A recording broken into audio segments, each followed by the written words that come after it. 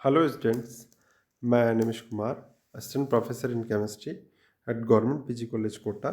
Government PG college Kota के YouTube channel पर आपका स्वागत करता हूं बच्चों, आज हम जो बीएससी पार्ट फर्स्ट ईयर की यूनिट 5th है केमिकल काइनेटिक्स, उसकी क्लास पढ़ने जा रहे हैं। हमने पिछली क्लास में बेटा उत्प्रेरक के बारे में पढ़ा था, तो हम थोड़ा सा वहाँ से रिकैप करते हैं कि वे पदार्थ जिन्हें किसी अभिक्रिया मिश्रण में यदि हम थोड़ी मात्रा में मिला दें तो वे क्या करते हैं, अभिक्रिया के वेग को परिवर्तित कर देते हैं और खुद अप्रभावित रहते हैं। और यही जो उनकी अभिक्रिया है, मतलब यही उनका जो विशिष्ट गुण है, वो उत्प्रेरक कहलाता है। और यह प्रभाव क्या कहलाता है? उत्प्रेरण कहलाता है। फिर बेटा हमने जो पढ़ा था कि उत्प्रेरण के प्रकार कौन कौन से होते हैं, तो समांगीय उत्प्रेरण यानी कि होमोजीनियस कैटलिस्ट, हेट्रोजीनियस कैटलिस्ट और स्वतः उत्प्रेरण। समांगीय उत्प्रेरण, होमोजीनियस कैटलिस्ट क्या होता है बच्चों, कि वे उत्प्रेरण जिनमें समस्त क्रियाकारक वो उत्प्रेरक पदार्थ समान भौतिक अवस्था में उपस्थित होते हैं। बिल्कुल सही है। कैसे? कि बेटा अगर हमारा जो कैटलिस्ट है वो अगर लिक्विड है तो हमारा रिएक्टेंट भी लिक्विड होगा। तो अगर लिक्विड लिक्विड दोनों हैं, रिएक्टेंट और कैटलिस्ट, तो ये हमारे क्या कहलाएंगे? ये हमारा इनकी भौतिक अवस्था यदि समान होगी तो ये समांगी उत्प्रेरण कहलाएंगे। इसी तरह से बेटा विषमांगी उत्प्रेरण यानी हेट्रोजीनियस कैटलिस्ट में वे उत्प्रेरण अभिकारक जिनमें उत्प्रेरक एक अथवा अधिक क्रियाकारकों की भौतिक अवस्थाएं भिन्न भिन्न होती है। मतलब सिंपल भाषा में ये कि उत्प्रेरक तथा जो क्रियाकारक है, अभिक्रिया में भाग लेने वाले क्रियाकारक है, उनकी भौतिक अवस्थाएं क्या होती है? अलग अलग होती है। ठीक है। और ये विषमांगी उत्प्रेरक कहलाता है। अब यहाँ पर हमने बेटा एग्जाम्पल लिया था आपके सामने N2 + 3H2। तो ये दोनों क्या हैं? गैसेस। हैबर प्रोसेस में आपको बता रहा हूँ। और यहाँ पर हमने जो उत्प्रेरक लिया था फेरस और मोलिब्डेनम लिया था, और ये दोनों किस में थे? सॉलिड में। ठीक है। और इससे हमारा ट्वाइस NH3 बनाता। हैबर प्रोसेस के तहत अमोनिया का फॉर्मेशन हमने किया था। तो ये हेट्रोजीनियस कैटलिस्ट का एग्जांपल है जिसमें N2 भी गैस है, H2 भी गैस है, और ट्वाइस NH3 जो बन रहा है वो किसकी प्रेजेंस में बन रहा है? फेरस की उपस्थिति में बन रहा है। तो फेरस और मोलिब्डेनम जो है वो क्या है बच्चों? वो सॉलिड है। ठीक है बच्चों। और स्वतः उत्प्रेरण में ये हमने एग्जांपल लिया था बच्चों एसिटिक एसिड का, जैसे CH3COOH, यानी कि हमने CH3COO, C2H5 को एसिडिक मीडियम में जब रिएक्शन करवाई थी तो CH3COOH बना था हमारे पास। और यही उस एस्टरीकरण में, ठीक है, जो एस्टर के अम्ल उत्प्रेरित जल अपघटन में उत्पाद के रूप में जो हमारे पास एसिटिक एसिड प्राप्त हुआ था, यह स्वयं शेष अभिक्रिया को उत्प्रेरित करता रहता है। ठीक है बच्चों। इस तरीके से हमने उत्प्रेरक के बारे में पढ़ा था। अब आज हम रासायनिक बल गति की अध्ययन की प्रायोगिक विधियों के बारे में पढ़ेंगे। यहाँ पर ध्यान दें बच्चों, चालकता मूलक विधि हमारी पहली विधि है। ठीक है। और आज हम यहाँ से पढ़ना स्टार्ट कर रहे हैं। इस विधि का उपयोग अभिक्रिया की बल गतिकी के निर्धारण में हम करते हैं। किसमें करते हैं? अभिक्रिया की बल गतिकी के निर्धारण में, जिसमें आयनों की सांद्रता में परिवर्तन होता है तथा एक प्रकृति के आयन दूसरी प्रकृति के आयनों द्वारा प्रतिस्थापित होते हैं। किसमें? यानी कि K+ और Cl-। तो बेटा ये एक जगह उपस्थित हो जाएंगे और ये दूसरी जगह उपस्थित हो जाएंगे। ठीक है। ये दूसरी तरफ फ्लो होंगे इनका, और इनका एनोड और कैथोड उस तरीके से हमने पढ़ा था ना जो इलेक्ट्रोकेमिस्ट्री में। तो एक का कैथोड की तरफ गमन होगा और दूसरे का एनोड की तरफ। तो आयनों दूसरे प्रकृति के आयनों द्वारा ये प्रतिस्थापित हो जाते हैं। और किसी विलयन की चालकता जो है विलयन में आयन्स की संख्या के समानुपाती होती है। इसलिए अभिक्रिया की लागत प्रगति के साथ विलयन की चालकता में जो परिवर्तन आता है, ठीक है, जो विलयन की चालकता में भी परिवर्तन हो जाता है, जिससे प्रेक्षित करके बल गतिकी का निर्धारण हम कर सकते हैं। अब देखो, माना कि किसी अभिक्रिया के प्रारंभ में t बराबर 0 पर क्या है बेटा, t और t समय पर तथा अभिक्रिया के अंत में विलयन की प्रेक्षित चालकताएं जो है C0, Ct और C इनफाइनाइट है। तो t समय पर अभिक्रिया की पूर्णता के लिए x is directly proportional to Ct minus C0, बिल्कुल सही है। t समय पर चालकता और बिल्कुल t बराबर 0 समय पर चालकता x।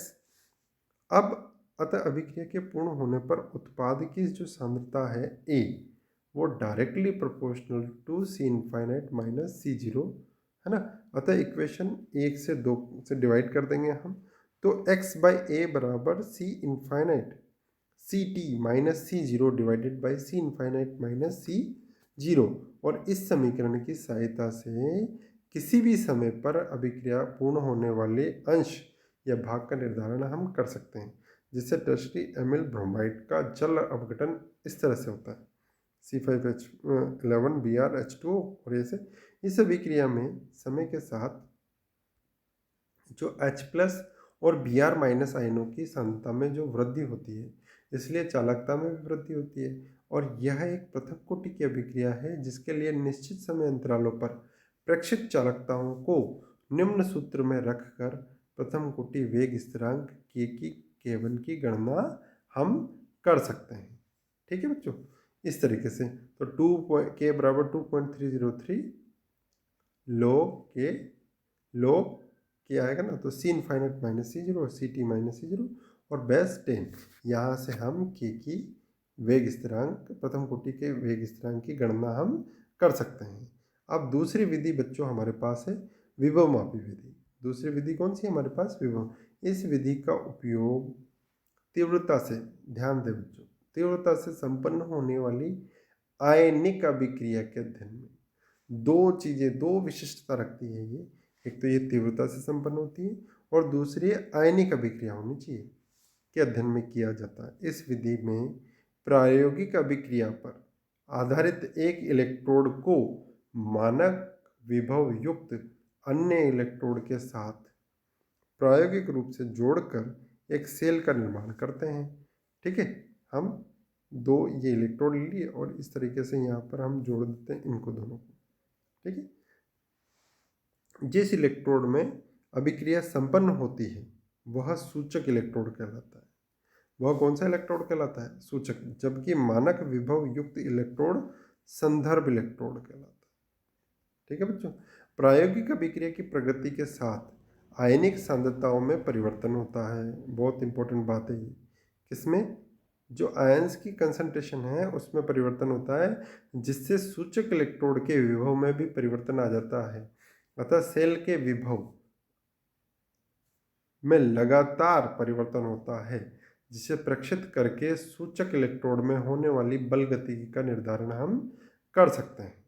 ठीक है, ये इस तरीके से हम बेटा यहाँ पर करेंगे कि ए मोल ए ले लिया, बी मोल ये ले लिया और इससे ये हमारे पास बन रहा है। तो नंस इक्वेशन के अनुसार E naught cell minus RT upon NF log ये हमारे पास कंसंट्रेशन की उसमें आ जाएगी।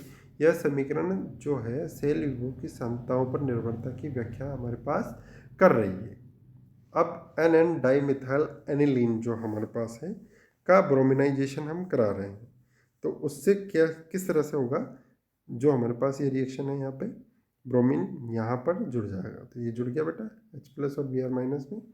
अब इस अभिक्रिया की बल गतिकी के अध्ययन के लिए निर्मित सेल का विभव निम्न प्रकार है। वो किस तरह से है, ई सेल बराबर E naught cell minus RT upon NF। तो 2 इलेक्ट्रॉन गए थे तो n बराबर 2 आ गया, log Br2 और Br-, अर्थात सेल विभव का मान Br2 तथा Br- आयनों की सांद्रता पर निर्भर करता है तथा सेल विभव को प्रेक्षित करके उपरोक्त अभिक्रिया की बल गतिकी का हम अध्ययन कर सकते हैं। ठीक है बच्चों, तीसरी हमारे पास जो विधि है वो है ध्रुवणमापी विधि।